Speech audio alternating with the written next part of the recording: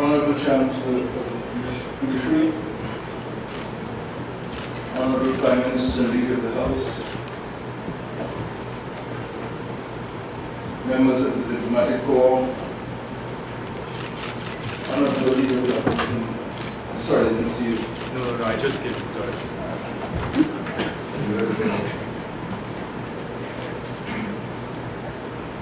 Ministers of the government, honorable members of the National Assembly, ladies and gentlemen, I'm honored to be here for the third time in this year 2015 to discuss with you matters of importance, matters of national interest.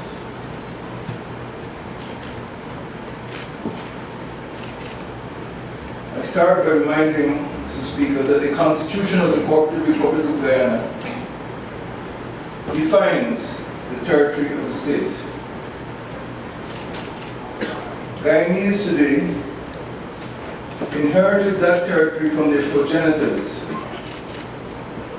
They have an obligation to pass it on to their progeny. They have a duty as trustees of this precious, priceless patrimony to protect their territory. They have a right to promote the exploitation of their resources. They have a prerogative to preserve their way of life without provocation from any foreign state. Guyanese deserve to enjoy the God-given rights for which their ancestors struggled. Their land, their liberty, and their livelihood, so that they can all have a good life. It is their birthright. Guyana received this territory from the three colonies, Damara, Essequibo, and Belize, which had been under effective occupation by the Netherlands for over 200 years. They were transferred by treaty to Great Britain in 1814 and united in the colony of British Guiana in 1831. Its territorial boundaries, therefore, were established since colonial times. These boundaries were challenged by neighboring countries. The borders were settled definitively by international award or agreement, in the process of which Guyana lost several thousand square kilometers of territory. Guyana, nevertheless, has never laid claim to another state's territory. It has always pursued peace, despite the losses, despite the assaults, despite the injuries which have been inflicted on it. The former president of Suriname stood right here in this National Assembly on Guyana's independence anniversary on the 26th of May 1995 and stated that, as far as Suriname was concerned, and I quote, "the border takes the first place." I can say similarly today, that as far as Guyana is concerned, the border takes the first place.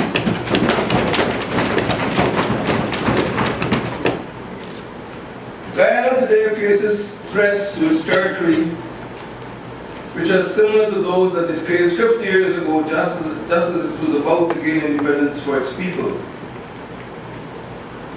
The new state expected to coexist peacefully with its neighbors, to expand its economy, and to enhance its citizens' quality of life.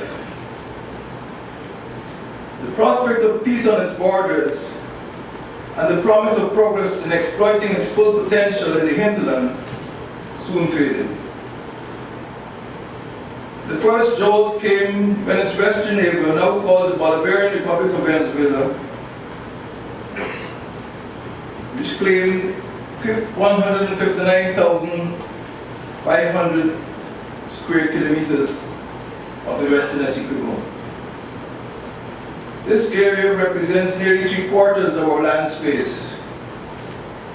It comprises 5 of Guyana's 10 regions, the Berimo-Waini, the Cameroon-Suriname, the Kuyuni-Mazuruni, the Pataro-Secoroni, and the Rupununi regions.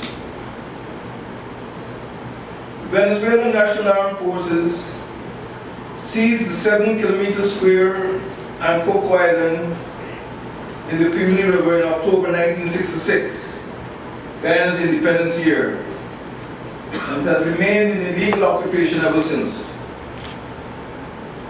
That island is used as a military garrison to harass miners and to engage in occasional acts of provocation against the Guyana Defense Forces border detachment at Etringban on the opposite bank of the river. Evidence suggests also that Venezuela was involved in supporting a rebellion aimed at the secession of the huge Rupununi region, an area of over 50,000 square kilometers. The second jolt came from its eastern neighbor, now the Republic of Suriname, which laid claim to the New River Zone in southeastern Guyana, an area of about 15,000 square kilometers. The Guyana Police Force expelled a team of Surinamese surveyors from the zone in December 1967. This led to threats by Suriname to expel Guyanese living in that country. Surinamese forces returned to the New River Zone to construct a military fortification at a place called Tigri. The Guyana Defense Force seized the camp in August 1969 without bloodshed and allowed the Surinamese forces to return to their own country. Guyana, despite these incidents, was swift to seek peace with its neighbors. It reacted quickly by reaching agreements with each state separately the next year under the kind offices of the government of Trinidad and Tobago. Guyana has had to defend itself against armed attempts to seize its territory. It will continue to do so while struggling to preserve peace, while striving to maintain cordial relations, and while acting in compliance with international agreements and conventions. Guyana's pursuit of peace had led to the signing, together with Britain and Venezuela, of the Geneva Agreement in February 1966, 3 months before gaining independence. That agreement required Guyana and Venezuela, in the event of disagreement over resolving the controversy between themselves, to refer the matter to the United Nations Secretary General, who was mandated to choose one of the means for the pacific settlement of disputes stipulated in Chapter 6 of the Charter of the United Nations. The United Nations Secretary General selected the Good Offices process as one of the pacific means available under the Charter. Guyana's assessment now is that after 25 years, the Good Offices process has been exhausted. It is therefore not an infraction, but a fulfillment of the Geneva Agreement to seek another peaceful option if one tried option failed to resolve the controversy. Guyana has always acted in accordance with the terms of the Geneva Agreement. It continues to urge a peaceful and expeditious solution to the controversy arising from Venezuela's contention that the arbitral award of 1899, on which Venezuela was granted over 13,000 square kilometers of territory, was a nullity. It was with peace in mind that I led Guyana's team to meet the United Nations Secretary General first during the heads of government of the Caribbean Community meeting in Bridgetown, Barbados in July, and second during the United Nations General Assembly meeting in New York in September. We agreed at the meeting with the Secretary General in Bridgetown to receive a mission which would visit both Guyana and Venezuela with the aim of making recommendations for the consideration of the Secretary General on the way forward with respect to ending the controversy. Guyana met with the team in August of this year. We agreed at the meeting with the Secretary General in New York in September that a higher level team would also visit both Georgetown and Caracas to receive the views of both states on the way forward. The latter team visited both capitals and is expected to report to both governments on their findings. We await that report. Guyana's readiness to receive both teams sent by the United Nations Secretary General evinces its commitment to observing the provisions of the Geneva Agreement. In so doing, it demonstrated its respect for the role of the United Nations and its resolve to conclude this controversy peacefully in accordance with international law and the Charter of the United Nations. Guyana, in its engagements with the United Nations Secretary General, in its engagements with the teams that he has dispatched to Georgetown, and indeed in its meetings with leaders at the international level, emphasized that the good offices process failed to resolve the controversy and that the time had come for another peaceful option to be pursued. Guyana favors a juridical settlement through recourse to the International Court of Justice.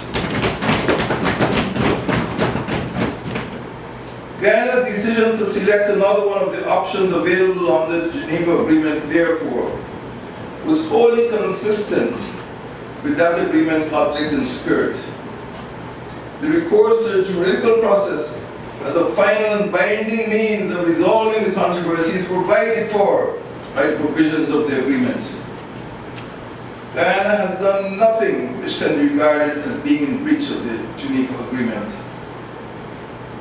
The National Assembly will recall that on my last visit here on the 9th of July this year, I explained the specific threat to Guyana's maritime zone posed by Venezuela's decrees, numbers 1787 and 1859, published on the 26th of May, 2016, 2015, and the 7th of July, 2015, respectively.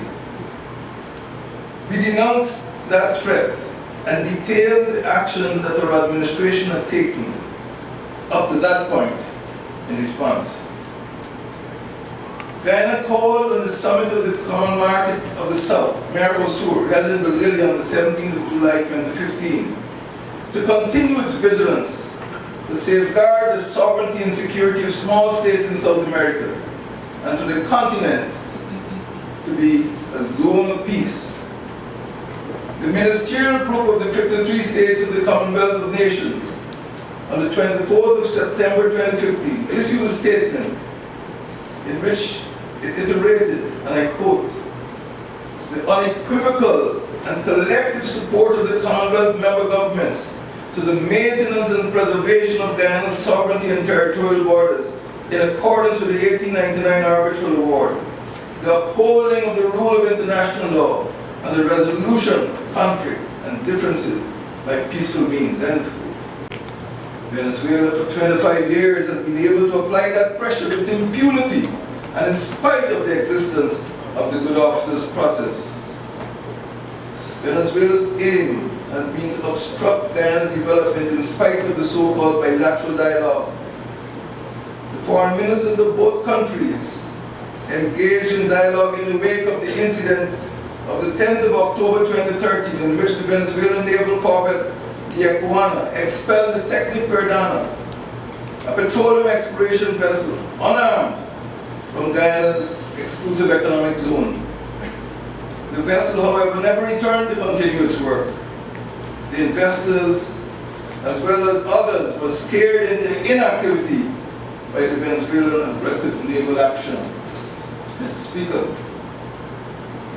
Venezuela's claim that Guyana is an aggressor defies logic and plain common sense. Who is the aggressor? Who owns the corvettes? Venezuela, apart from sending its navy to expel vessels from Guyana's waters, also promulgated decrees purporting to annex Guyana's maritime spaces. It augmented its military manpower and exhibited offensive weapons and materiel to unprecedented levels. It conducted provocative maneuvers on Guyana's borders. It recalled its ambassadors to Georgetown, and it suspended the process of accepting Guyana's ambassador designated to that country. Guyana reacted to these provocations with dignity and firmness, and on the basis of compliance with international law. It has always been respectful to the government and people of neighboring states, confident in the correctness of its policies and in the justice of its cause. Guyana has no need to resort to force to advance its rights. Venezuela's fear is that once the juridical process could prove that its contention that the arbitral award of 1899 was a nullity was proven to be baseless, its 50-year strategy of attrition aimed at gaining territory from Guyana would stand in jeopardy of the prospect of collapse. Guyana has never been in doubt as to the shape or the extent of its territory. The territory to which it succeeded upon independence on the 26th of May, 1966. Mr. Speaker, with respect to Suriname, the Netherlands could not have bequeathed to Suriname at that country's independence on the 25th of November 1975 what it did not possess. Guyana is confident that the boundary between Guyana and Suriname was definitively established by 1936. There is an agreement as to what constitutes the territory of Guyana and what constitutes the territory of Suriname, despite the fact that there is no formal treaty that encapsulates such an agreement. Suriname, in the absence of a formal treaty, sought to seize Guyana's territory. Its claim was based on an arbitrary municipal legislative resolution passed in October 1965, by which the Staten, as Suriname's legislature was then called when it was part of the tripartite kingdom, the Staten changed the name of Guyana's New River to Bourbon Quarantine, or Upper Quarantine. A motion from the legislative assembly changed the name of Guyana's river. The President of the Republic of Suriname told the country's National Assembly last month that the New River Zone issue will be placed back on the agenda. Words which to me are still unclear in meaning. The interstate relations over the past 50 years have encountered testing times. The Suriname government in Operation Schoonship, meaning clean sweep, in 1985 expelled over 5,000 Guyanese and Haitian workers on the pretext of national security. Surinamese gunboats in 2000 evicted the Guyana-licensed Canadian-operated CGX petroleum exploration platform from what is believed to be one of the region's largest petroleum and natural gas fields. Mr. Speaker, Guyana, in view of the fact that there is at present a mechanism for addressing this matter, is willing to continue a bilateral discourse with the government of Suriname on the matter of that country's territorial claims. That discourse, however, must be grounded on the principles of mutual respect and repudiation of the use of force. Guyana has no doubt about the soundness of the bases on which it exercises sovereignty over its territory. It has no fear in having Suriname's claim to its territory resolved by an adjudicatory process. The discourse will be held by ready access to the archival documents which are pertinent to the issues to be resolved. These must be open to both sides for scrutiny in order to determine that there has been full adherence to the principles of international law as they relate to sovereignty over territory. Guyana has already made a large portion of its documents available to Suriname for its scrutiny. It is hoped that the Suriname government will reciprocate by requesting the Netherlands government to open the relevant Dutch archives to facilitate research by both sides. The British archives are open to all. Guyana has nothing to hide. Suriname, if it is convinced that its claim can withstand legal scrutiny, should agree to take the matter before an internationally recognized adjudicatory body. Guyana is of the view that if an agreement cannot be reached at the bilateral level within a given time frame, the matter should be taken to adjudication so that this controversy could be concluded. Mr. Speaker, the governments of Guyana and Suriname can find a way of resolving their differences without acrimony or without the use of force, and in a spirit of cordiality. We must bring finality to our differences in a permanent and internationally recognized legal manner. We welcome the several initiatives outlined by the National Assemblies of Guyana and Suriname that will undoubtedly serve to deepen collaboration between the two states. We therefore commend you, Mr. Speaker, and the members of this honorable House for the delegation that recently visited the Republic of Suriname. Guyana is prepared to continue discussions on the unresolved issues within the mechanism of the National Border Commissions, which have been meeting over the past 2 years. We do believe that we should seek to build our relations on those issues which can bring our two countries and peoples closer together and not divide us and push us further apart. We are committed to collaborating on reaching a peaceful solution to these territorial controversies. Mr. Speaker, Guyana fully respects the Geneva Agreement.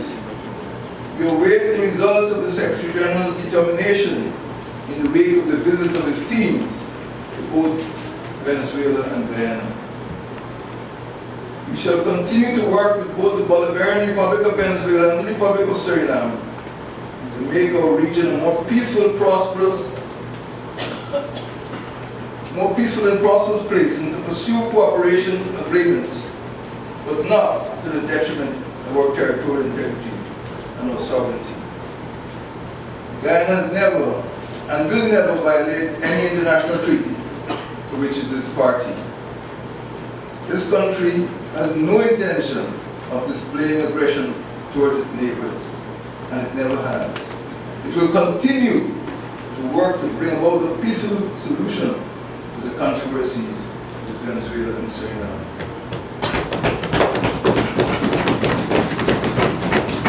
Let there be peace. But I close as I started by saying, as far as Guyana is concerned, the border takes first place. Thank you, Mr. Speaker.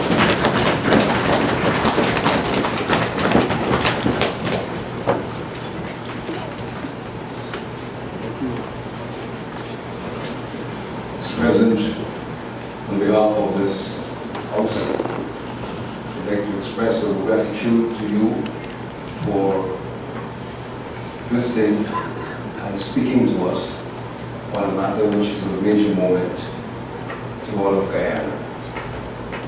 Thank you, sir. Honourable members,